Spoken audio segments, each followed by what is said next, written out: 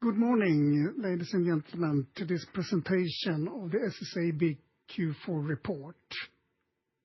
My name is Per Hillström. I'm head of IR at SSAB, and presenting today we have our President and CEO, Johnny Sjöström, and CFO, Lena Krejelius. And if we look at the agenda, Johnny will start with an overview of the year and the quarter. Then Lena will cover the financials more in detail, and then Johnny at closing with the outlook and the summary. And at the end, we will have good time for questions. So by that, the floor is yours, Johnny. Thank you very much, Per, and good morning to all of you. I will start by going through the summary of 2025.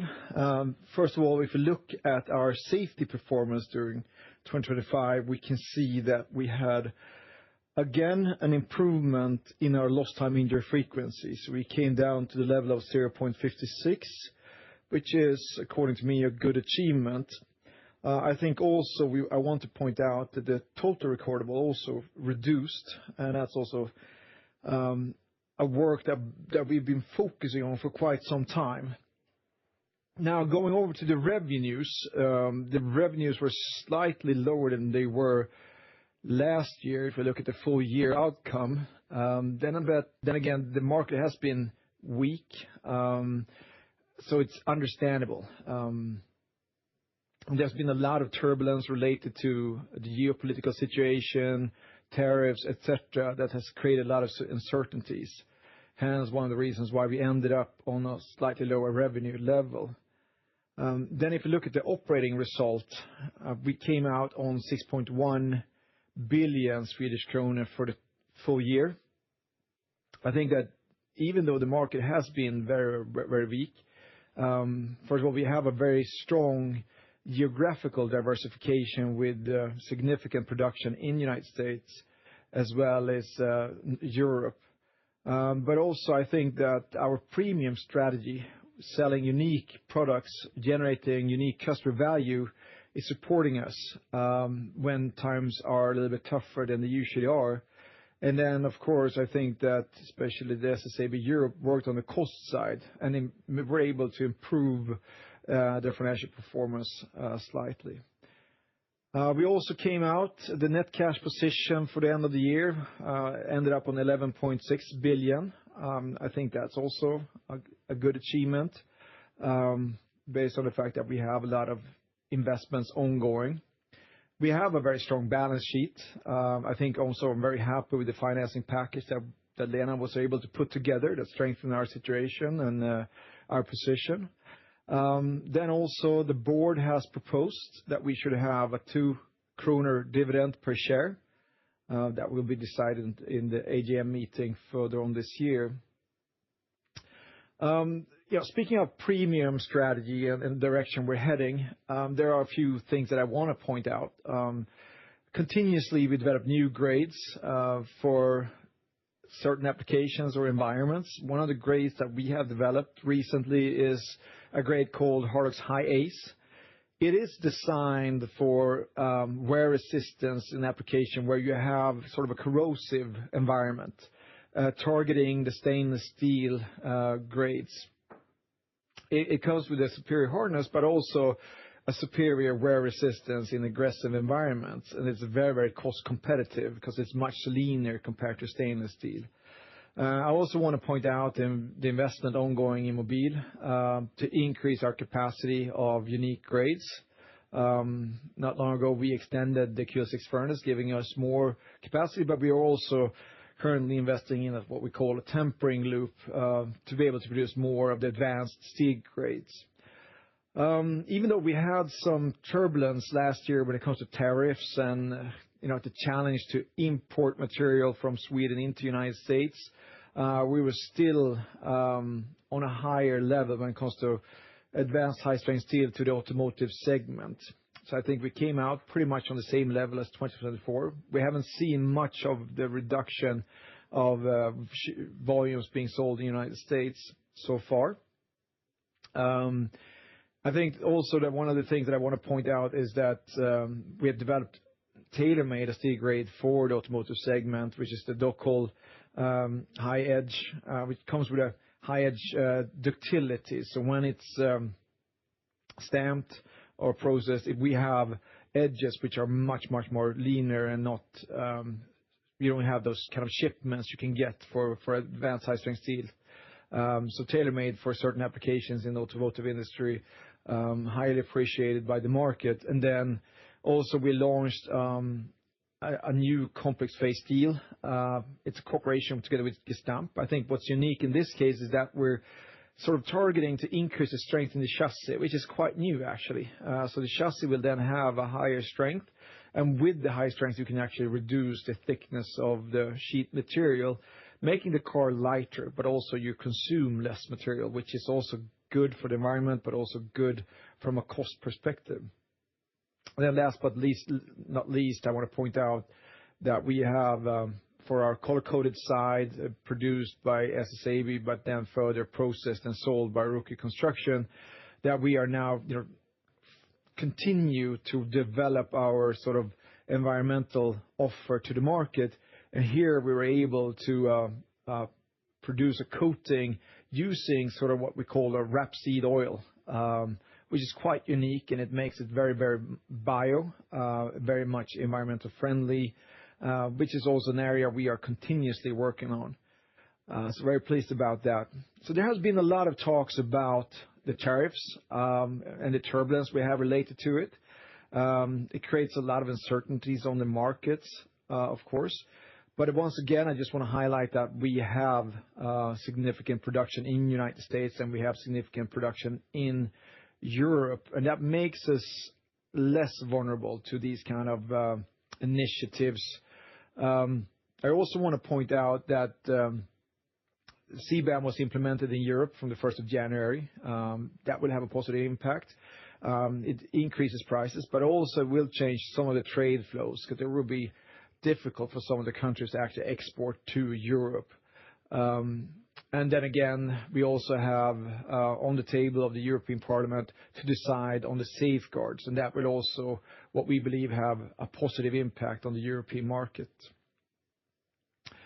I also want to highlight the transformation projects that we have ongoing. What you see on the picture to the right is the transformation project in Oxelösund. Here we are replacing old blast furnaces with a new electric arc furnace, and the building you see to the right is actually the electric arc furnace building. It is developing really well. I think that we have done a good job when it comes to project completion. And we have planned a production startup in the beginning of 2027. And then if we look at the Luleå project, which is a larger project, it is also a way for us to reposition SSAB Europe to produce and sell more of the unique premium steel grades, primarily for the automotive industry. So we have done the groundbreaking ceremony. We got the environmental permit.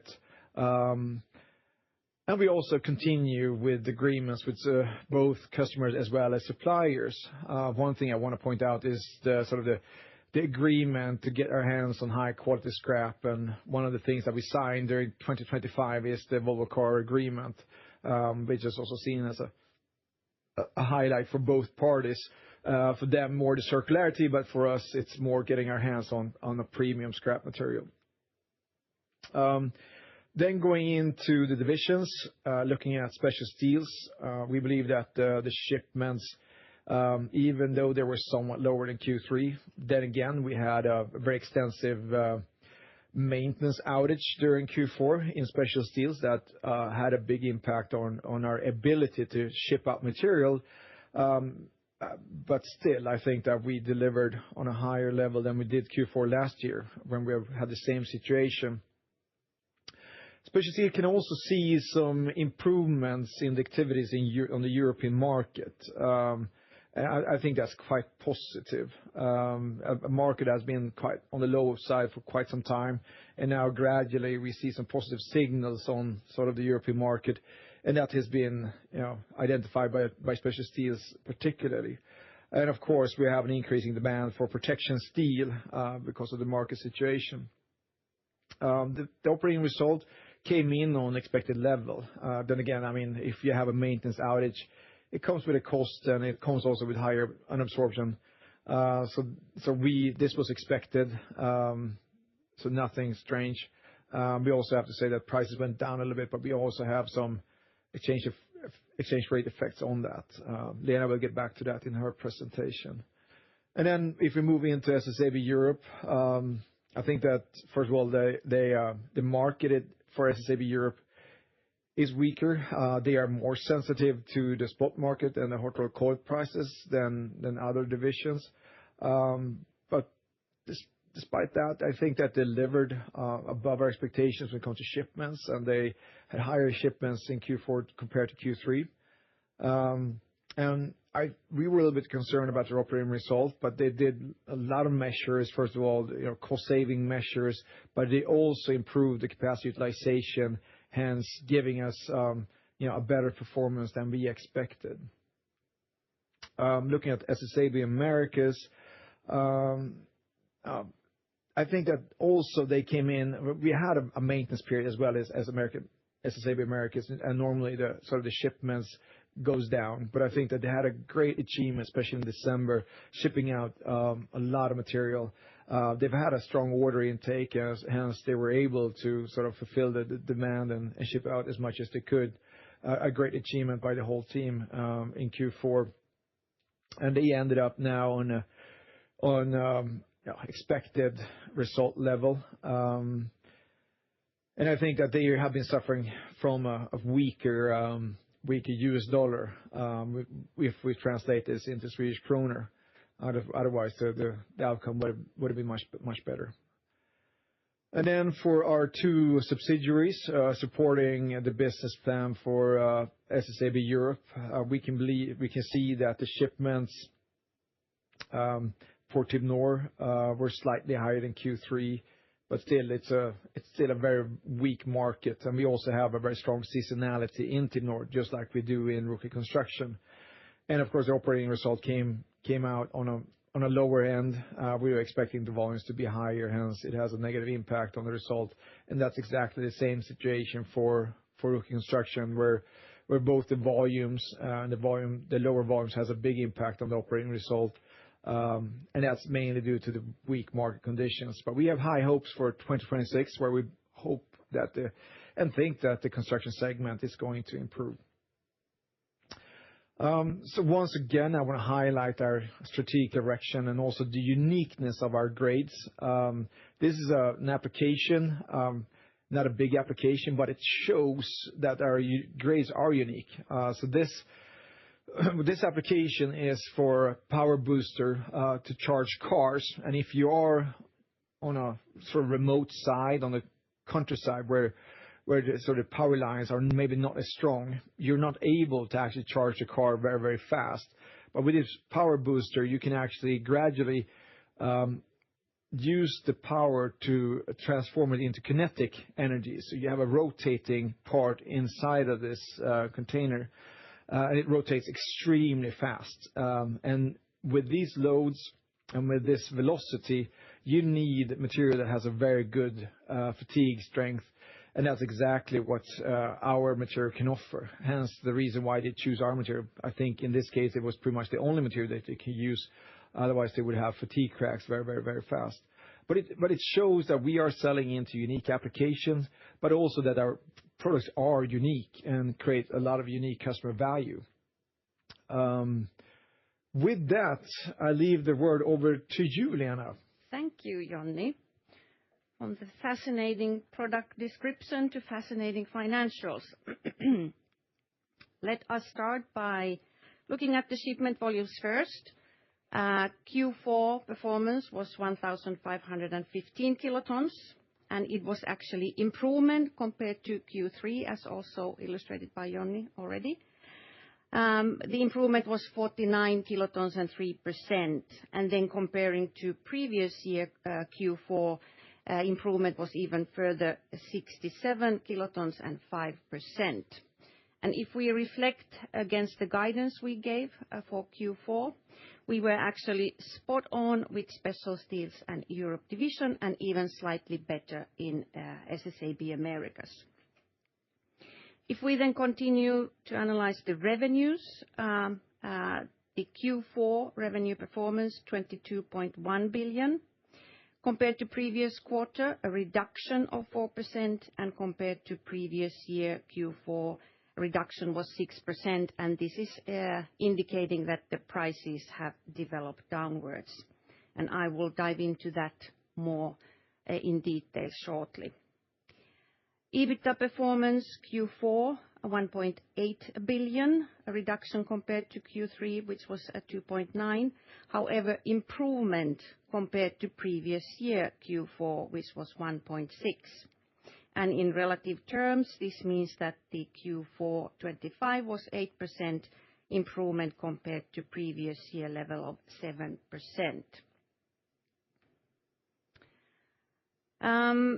Let us walk through the analysis related to operating result, and this is now comparing Q4 with the previous quarter. Q4 operating result 756 million compared to 1.9 billion during previous quarter. And here illustrated in the graph, we have a negative impact with the price development. On average, prices were 3% lower, and the biggest contribution here coming through Europe division, with just over 500 million negative impact, followed by Americas 240 and Special Steels 165. Tipno prices were flat and Ruukki construction prices slightly lower. And as already Joni mentioned, here we also have a slight impact with the FX and also with the product mix, but that's illustrating rather the seasonality during Q4. Volumes were 3% higher, and positive impact, a net 115 million SEK. Europe division 41 kilotons higher, Americas 10, and Special Steel volumes were flat quarter-on-quarter. Variable cost positive impact, raw material costs were lower. However, we have offsetting effect here with the maintenance outage cost. And also maintenance outage cost impacting the fixed cost. But to remind that these are also seasonally higher during Q4 compared to previous quarter, which was the vacation period. And also to highlight that, yes, we did have saving actions both in Q4 and Q3. So perhaps the year-over-year is illustrating better the savings performance. But here the net effect is 570 million SEK negative impact on EBIT. During Q4, the production activity was higher, and thus the positive impact related to capacity utilization. And this is mainly now related to the Europe division rolling performance. Maybe to remind that during Q3, the maintenance outages were in Raahe, Borlänge, and Luleå. And during Q4, the maintenance took place in Oxelösund, Mobile, and Hämeenlinna. And the cost of the maintenance was quite much higher during the fourth quarter. Similar comparison, but now year-over-year, Q4 performance 25 over Q4 24. Performance Q4 24 was 487 million. And the only negative impact coming through with the prices, while all the other elements having a positive impact. Prices were 8% lower. Europe division, Special Steel division, both contributing over 600 million negative impact, while Americas had a positive impact. But as already mentioned, the FX did have a big significant negative impact in prices. Total FX impact in this analysis is 840 million, which on the other hand is having a positive impact in the variable cost side, but on a lower level. Volumes already mentioned 5% higher, Here, the biggest contribution coming through Special Steel division, 17 kilotons higher volumes, followed by Europe division, 28 kilotons, and Americas, 12 kilotons. So all steel divisions performed better year-over-year. Variable cost positive, 345. Raw material costs were lower, but this partially offset by the maintenance cost. And this year it was slightly higher than the previous year. And already mentioned the saving actions, and here illustrated well that the fixed cost year-over-year were lower, 430 million. We had the time banks in use and a lot of saving actions throughout the organization, and the outcome illustrated here in this graph. Production activity was higher and a positive impact with the capacity utilization, and the reevaluated balance sheet items also just below 70 million positive impact. Cash flow, if we firstly look at the quarterly performance over previous year Q4, EBITDA, as already described, slightly higher than last year. Very similar trend when it comes to working capital, a positive impact during both years. And here to remind that we have the seasonal impact. We have winter stocking taking place during Q4, so rather large raw material invoices posted to Q4, which will be paid out in Q1, which will then lead that Q1 will be seasonally negative impact. R&C CapEx, maintenance CapEx, slightly higher, but well in line with our guidance, just below 3 billion the full year. The other line here is related to the CO2 emission allowance transactions. During Q4, it was a positive. Financial items here, as you can see, during this year, we do have the cost related to Luleå financing, the prepayments and premiums being paid out.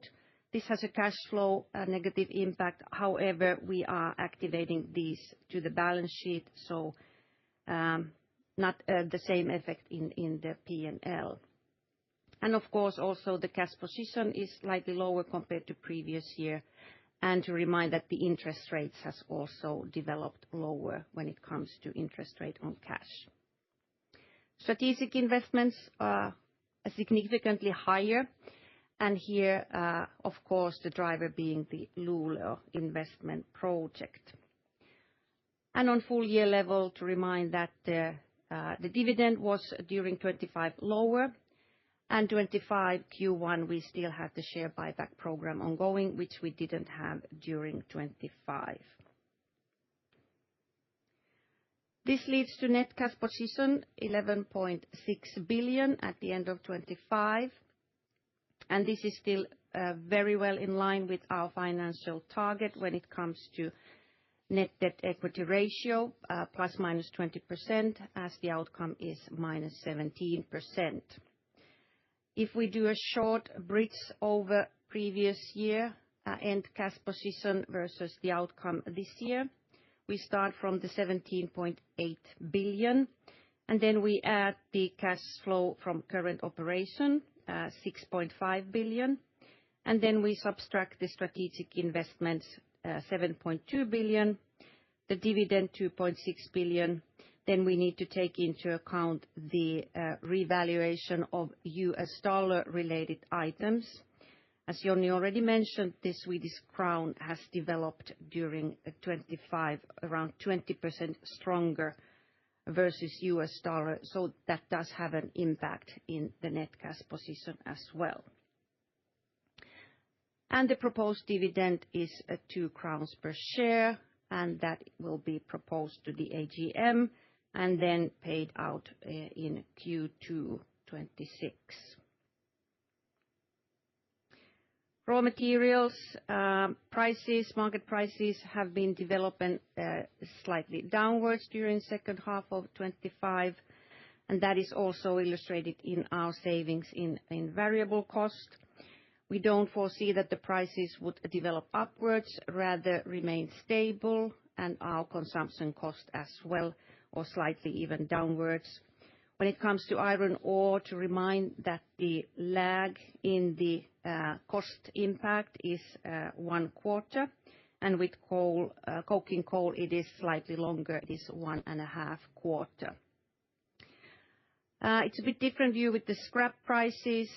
They have remained flat during the second half, but have started to increase towards the end of 2025, and we have seen that they have continued to increase. So they will have an impact in the margins for the Q1. Maintenance cost. This table is illustrating the plan for 2026. The outcome 2025 was 1,410 million, and on the similar level planned to be for 2026. The difference with the 2025 and 2026 is the schedule when it comes to U.S. mills. During 2025, we were maintaining Mobile mill, while during 2026, the plan is to maintain Montpellier mill. Thus, a bit different spread over the quarters 3 and 4, but on very similar level. And then the guidance, CapEx guidance, this we have already presented during our Capital Market Day. The performance during 2025 was just above 10 billion. That was well in line what we have been guiding for this year. Strategic CapEx landing on a level of 7.2 and maintenance just below 3.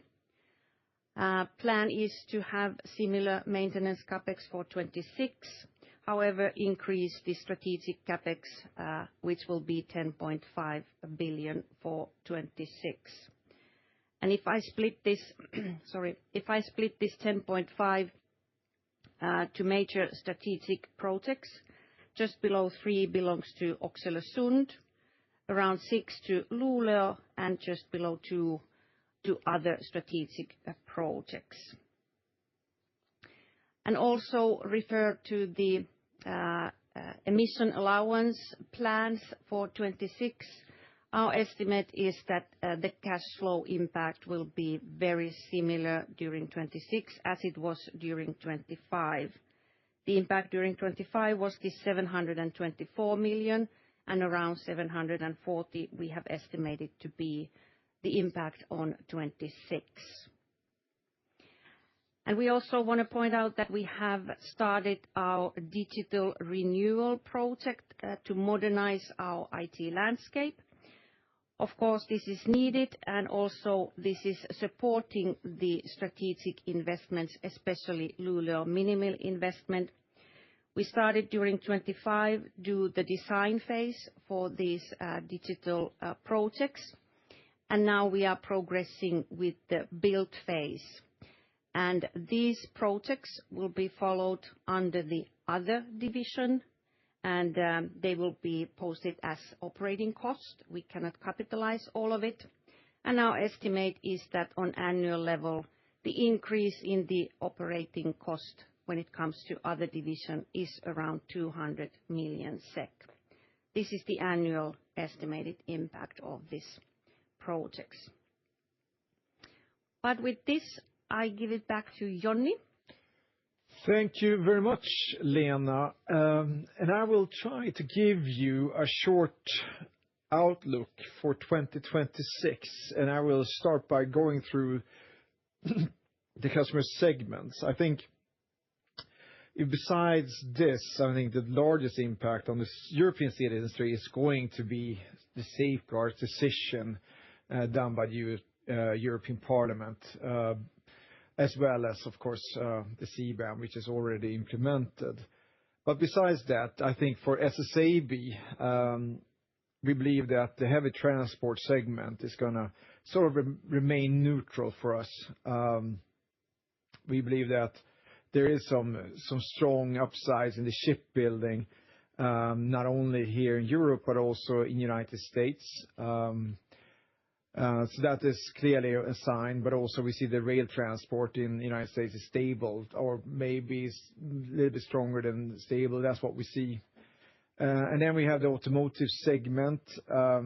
We know that our advanced high-strength steel sales are increasing, and now when we might need to move some of the sales that we do shipping material from Europe to United States, that might be moved to European customers as well.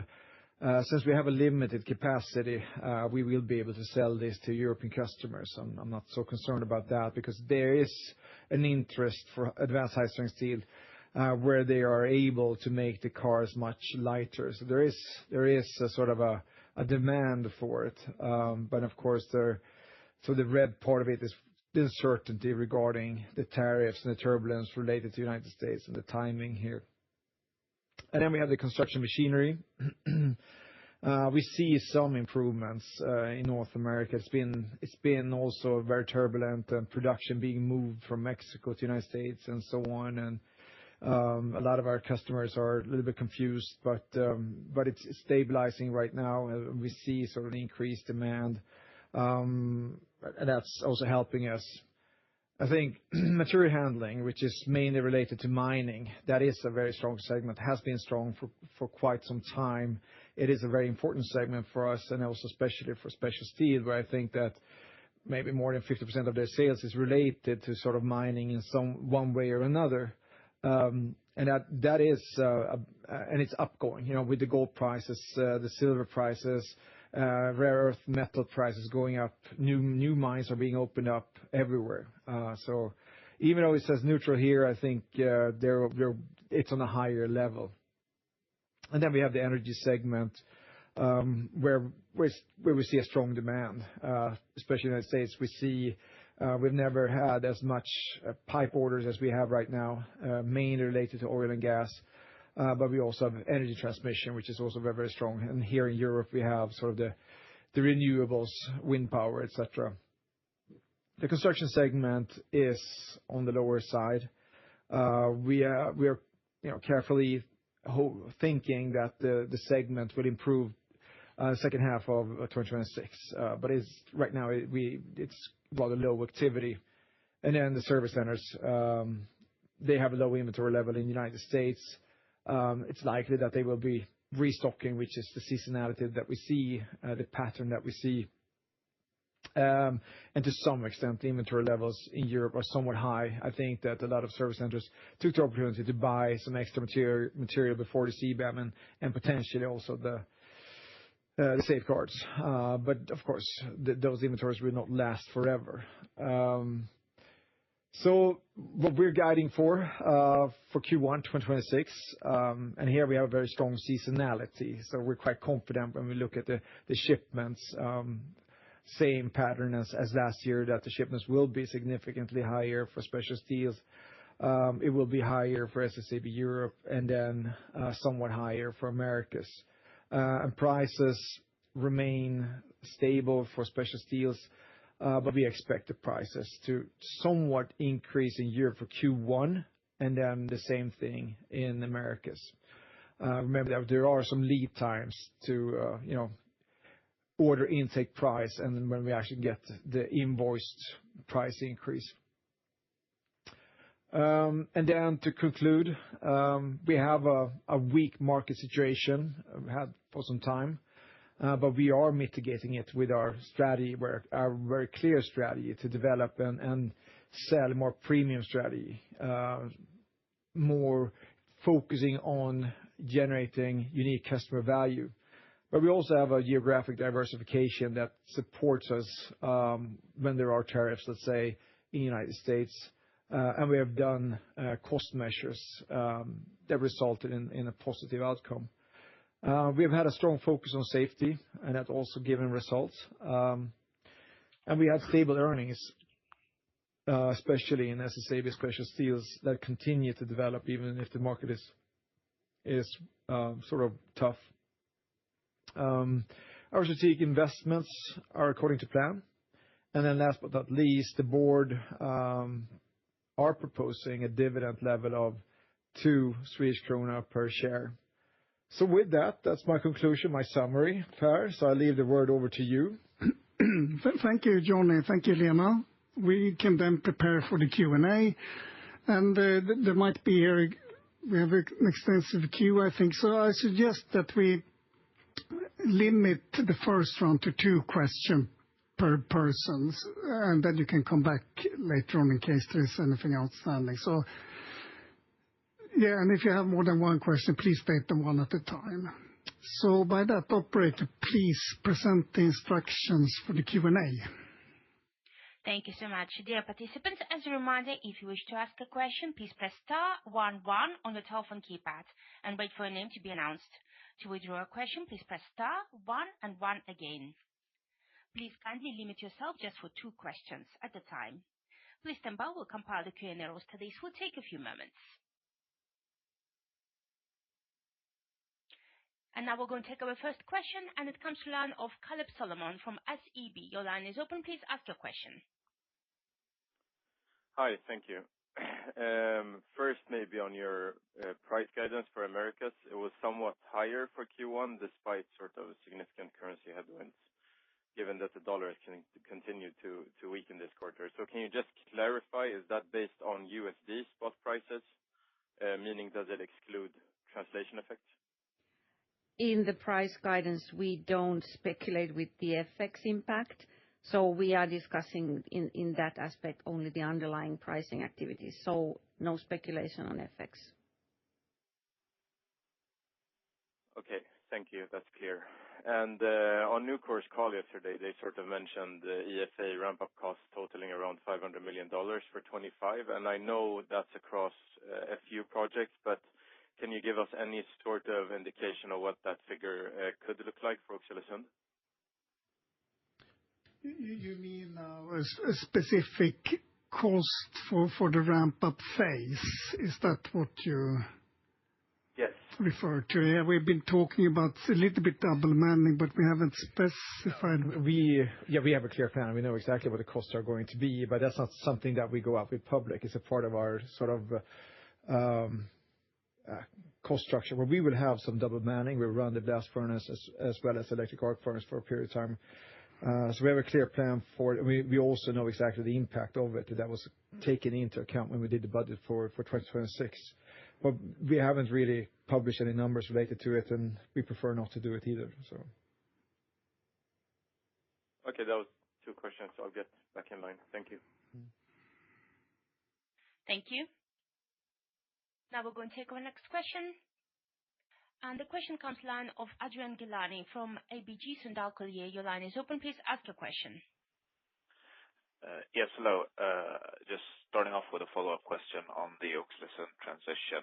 Not so much on the cost, but rather the timeline. How long do you expect to actually for it to take to ramp up the electric arc, and how long do you plan to run the 2 furnaces in parallel? No, I mean, I think the difference between other projects is that we're only replacing sort of the melting part, the primary part of the production. So it's replacing the blast furnace with electric arc furnace. Hence, the other processes doesn't need to be qualified.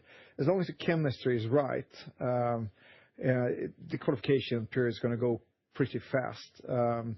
So we have Can I say how much time we're planning for, or is that something we can? Yeah, we can indicate. So the plan we have is 6 months for the total qualification of the new grades, and for the grades that we are producing in Oxelösund, there are not as strict customer qualifications. So it's more what we can promise to the market. So it is easier than it normally is to other sort of segments and applications. So hence the reason why we're very confident on the time frame here.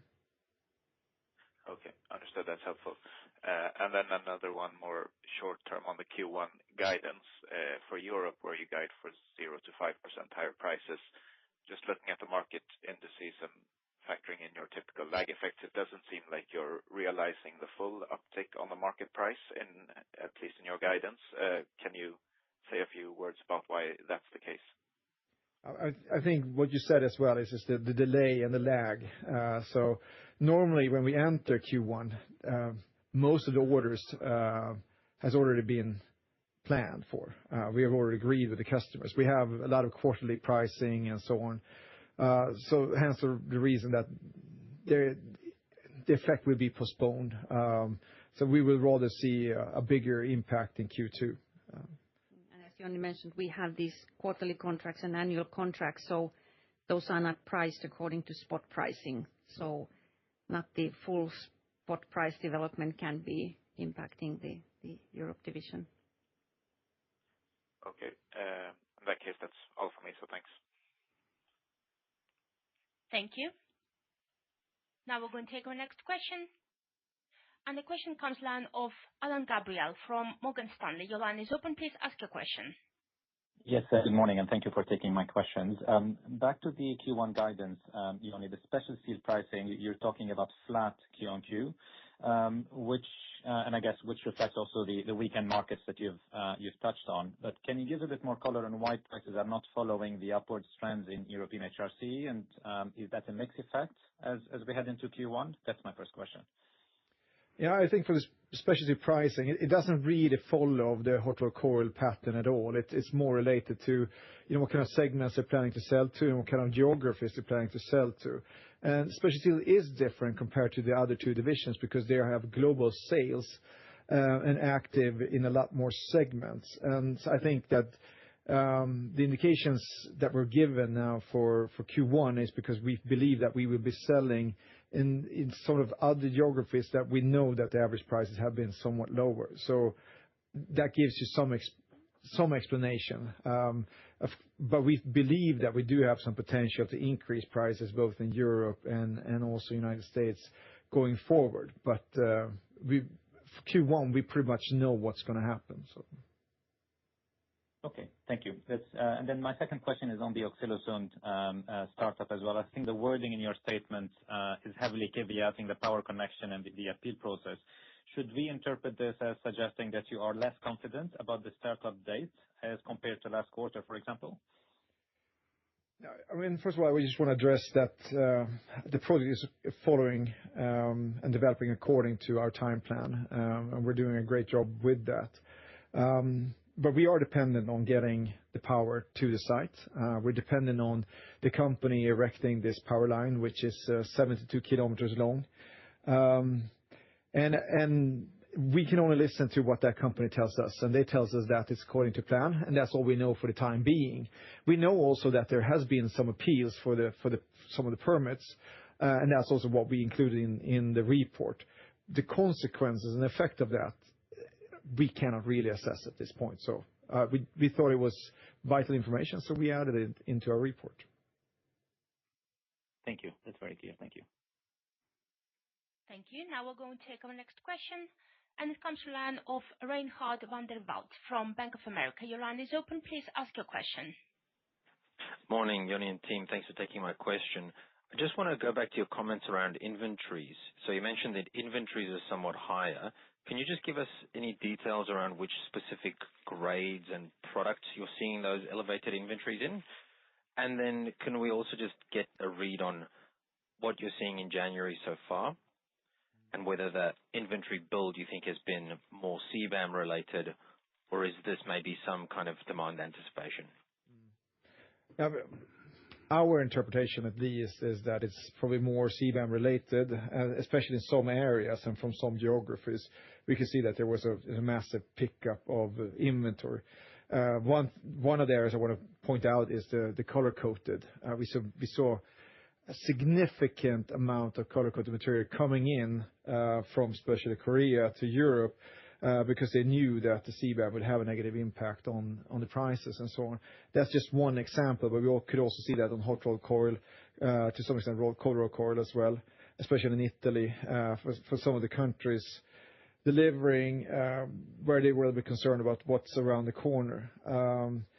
But I guess that's all I can go into right now when it comes to details. Otherwise, it's going to take a bit too much time. But like I said, the inventory will not last forever. So this is probably a quarterly effect or a quarterly consequence.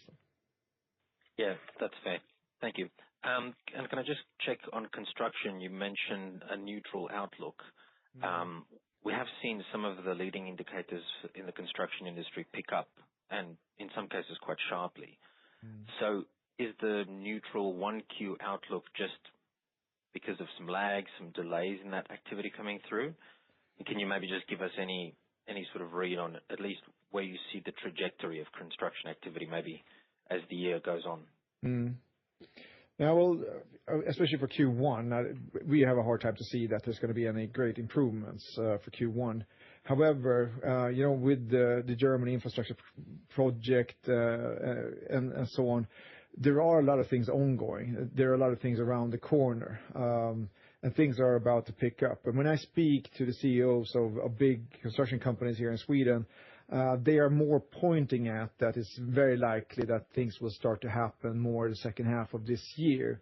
And that is also what we are sort of hoping for or seeing as well when we're assessing the market. But for the time being, we don't think there's going to be any broader, any pickup in Q1 at least. That's our take on it. That's very helpful. Thank you so much. Thank you. And the next question comes line of Tom Zhang from Barclays. Your line is open. Please ask the question.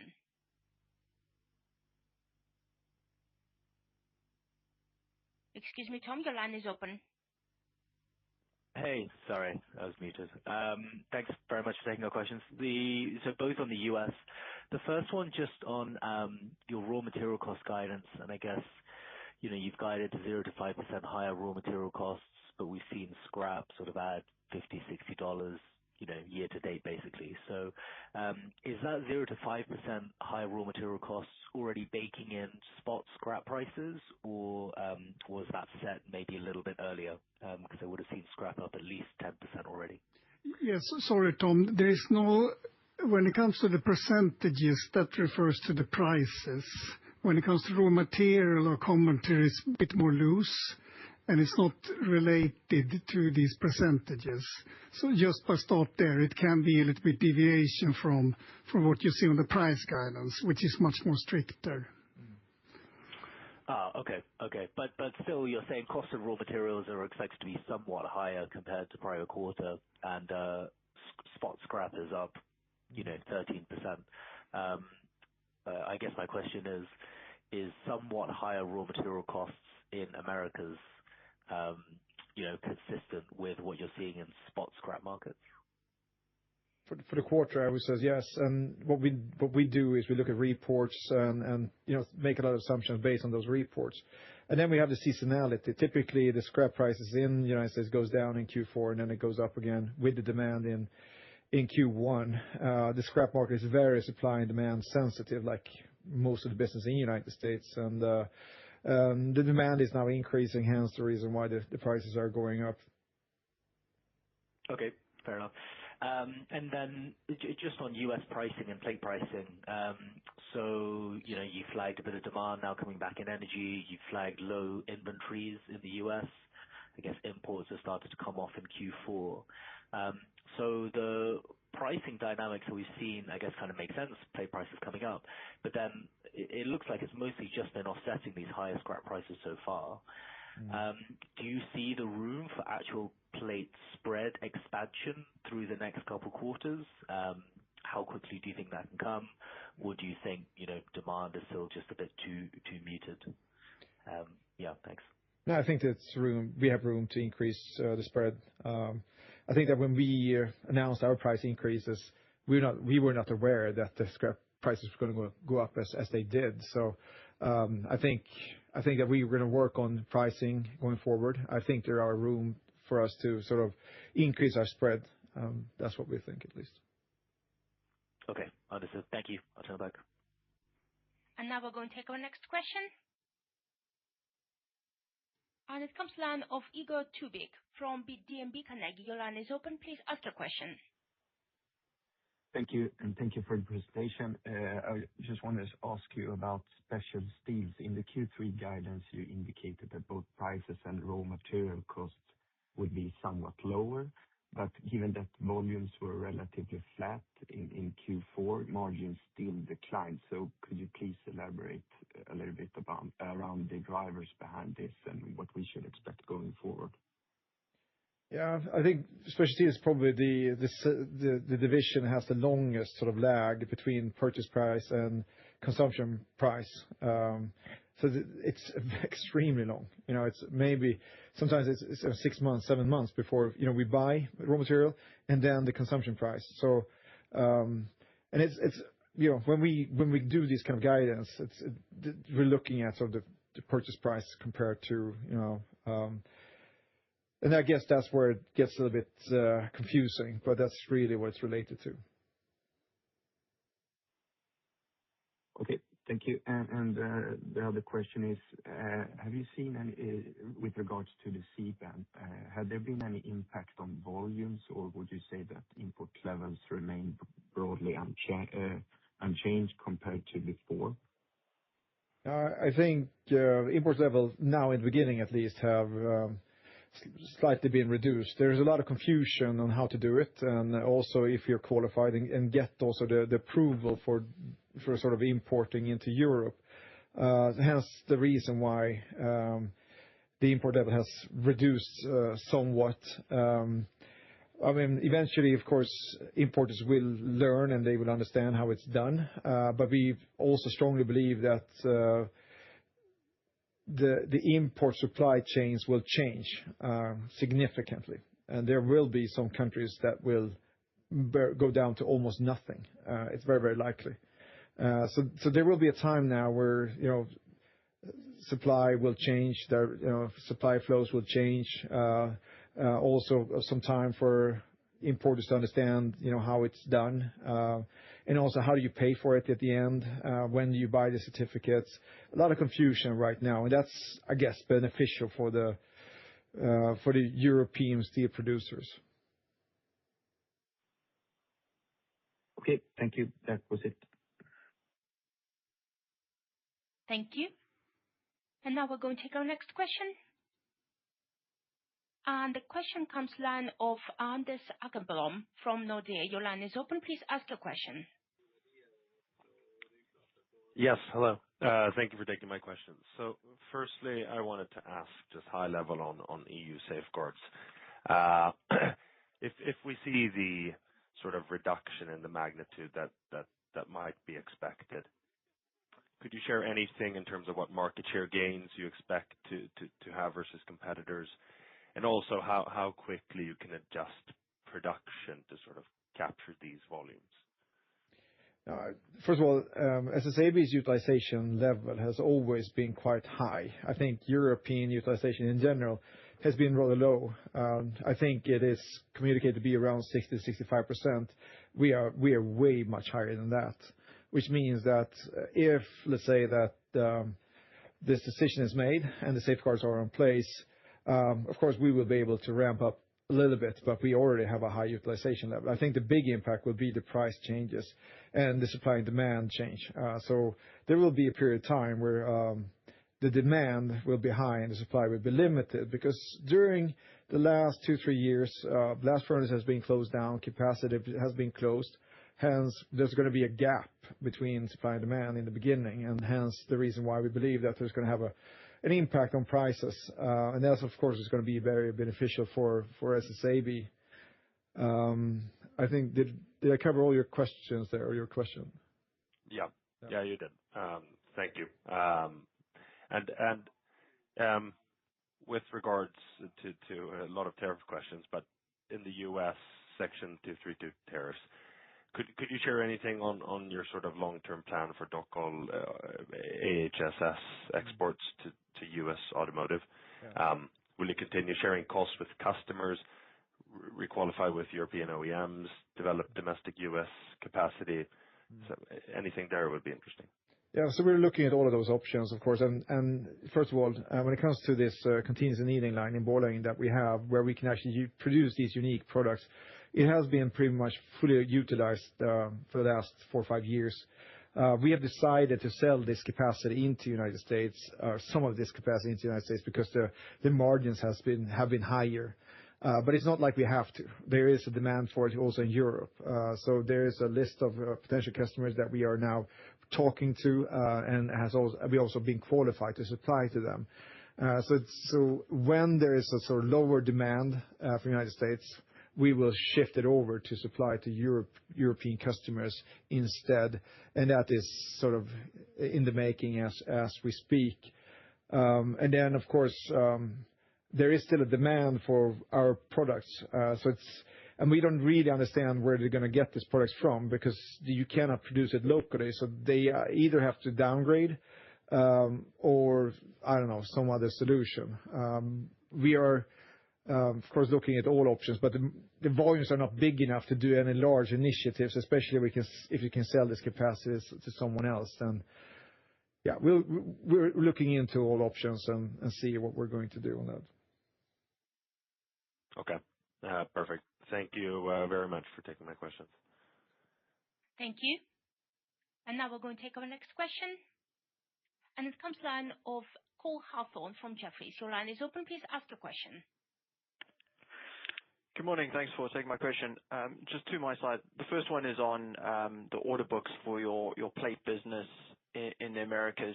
We had Nucor talking about a substantial improvement in, their order books. I just love comments around, what are you actually seeing in your order books there?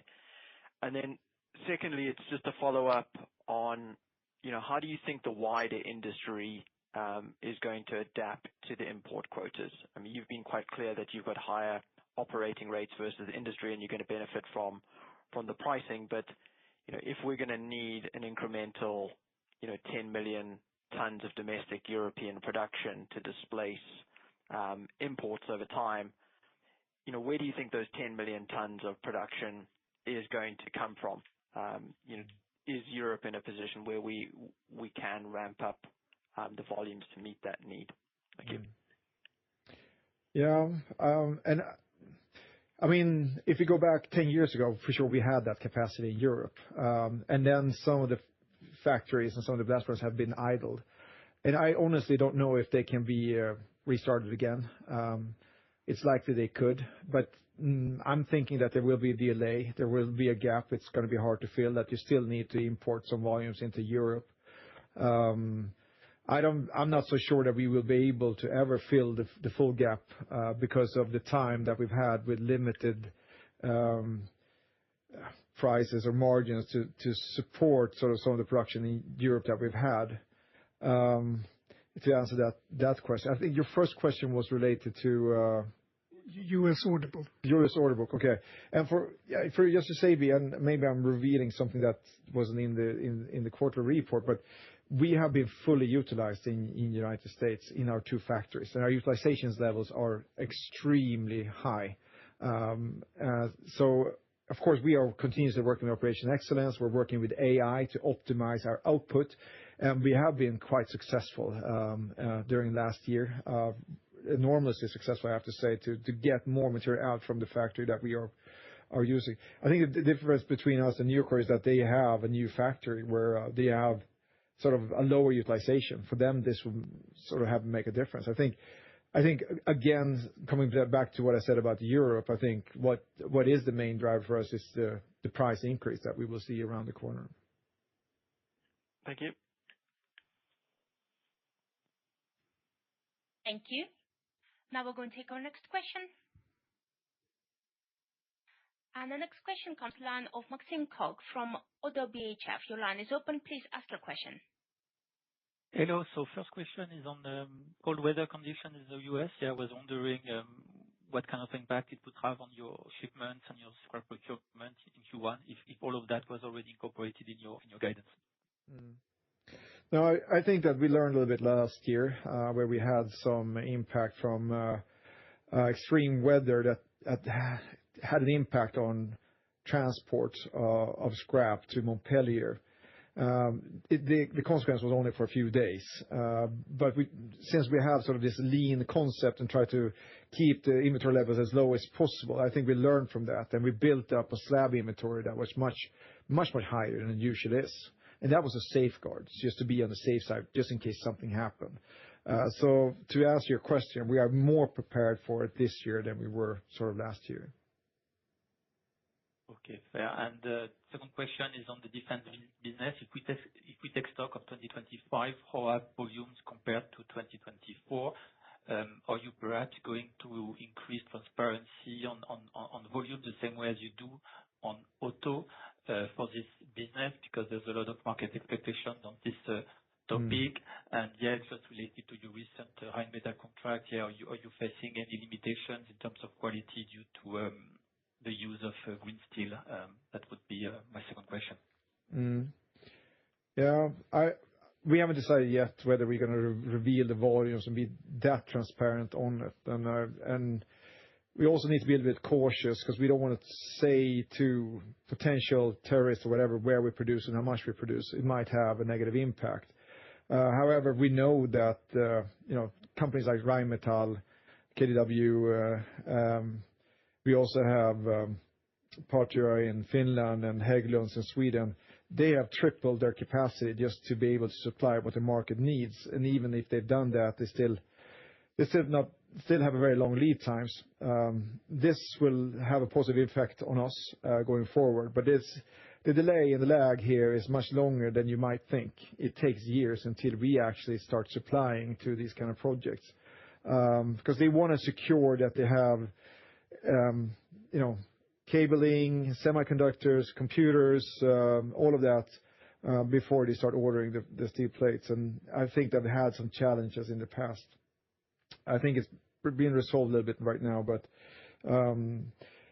if you ask me in 2 years, the situation is going to look much, much better when it comes to deliveries and a major increase, I guess, in protection steel compared to now. But even though it's better than 2024, we believe it's going to be much better in a couple of years.